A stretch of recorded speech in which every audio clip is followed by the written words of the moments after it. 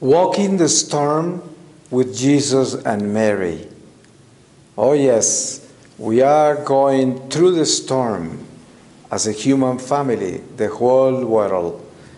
Who would think that such a thing could have been possible? We have heard about the plague in so many times in the past and so far away from us in history, but we never expected that we were going to go through that today. And we are.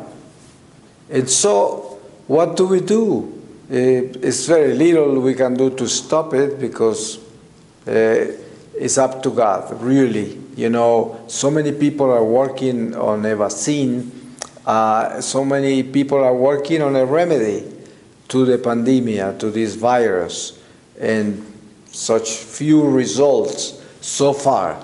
We only hear that this virus continues propagating everywhere in the world, all around the world, and nothing stops it. So when we are placed in a situation like this, as a human family, we also have the greatest options that God has given to us as Catholics, and it is to really challenge ourselves to see what we are about and what we are doing about it in relationship with the faith. How much faith do we really have? And is this an opportunity while we are in this quarantine to grow spiritually and to realize that we need to have a real a spiritual experience with our lives now more than ever, now that all the distractions of the world stopped. Maybe you still have lots of noise coming in through the social media and your entertainment, whatever it is, through TV and movies and what have you. There's so much going on that you don't need to move from home in order to be involved with it. But if we are conscious of what God is asking us to do during these times, then we know we have to lower the volume of all this noise of the world and all the distractions. Because if God sent us home, as He has done with the whole world, He's telling us something. He's regrouping us. He is sending us home to become silent, to stop all this rushing, to stop all this greed and stop all this running around after the wind. And this is clear because you see, when you read the news, all you read is the threats for the world economy, and people are concerned about so many things, and it's understandable because we live in the material world and people have to be responsible, and we all have obligations, responsibilities. We have to be alert and prepare. It's only prudent to do that.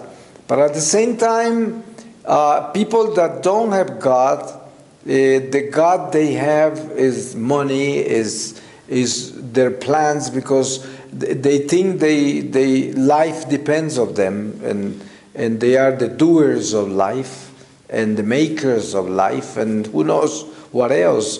That's why we have abortion and euthanasia, and we have all these horrible ideologies today, gender ideologies, and so many things that are so evil. And it's because people think they are who they are. You know, they think God doesn't exist, and so they are God.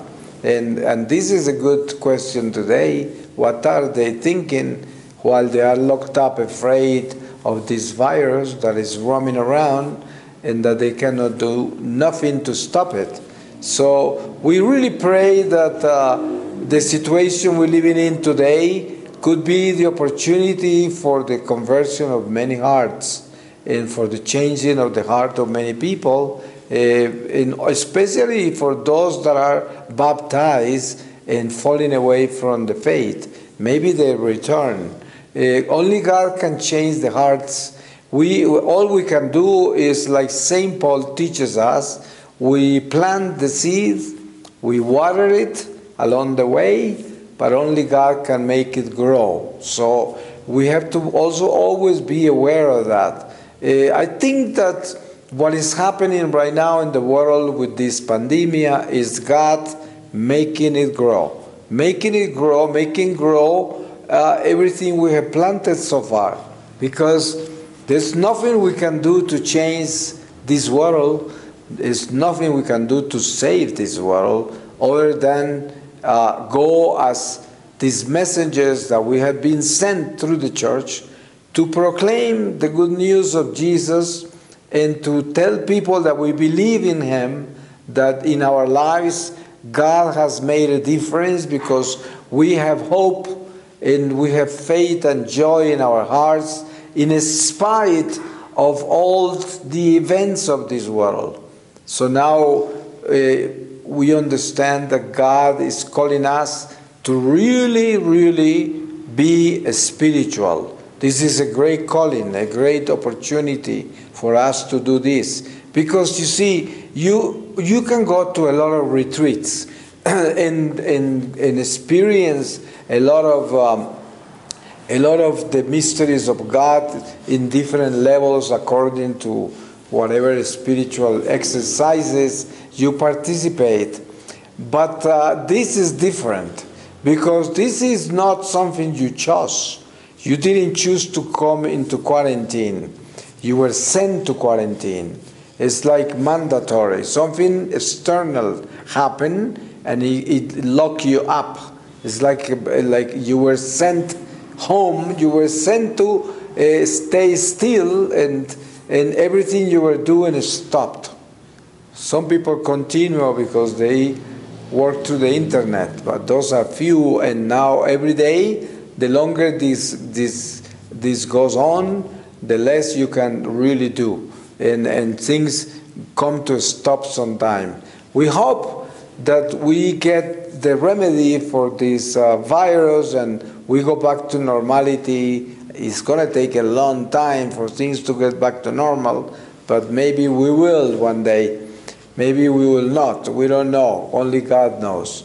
But one thing is for sure, God walks with us through our history. We make our history because we are the ones that were given this creation, this world, to administer. And depending on what we do with it, that's how we make our history. And God doesn't get involved with that. He walks with us through our history. And our history makes our future also. So here we are. We are walking with our own history, and God is walking along with us. And He supports us as far as our needs, like having strength, like being wise, being prudent. All of that is part of what God does with us.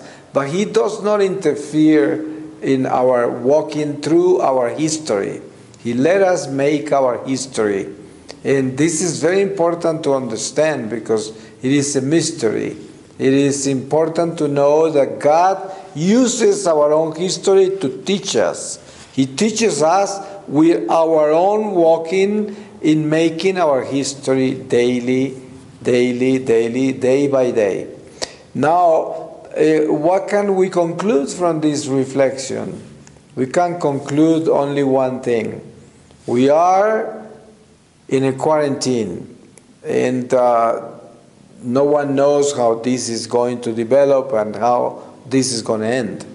But what is most important for us as Catholics is to use this for the best, which is a spiritual growth, to learn how to really change our hearts and become really wise and holy so that we can make a difference. And from our little corner, let God use us as instruments of salvation to so many people that are dying away from the loved ones because people cannot even get close to them, not even for the funeral.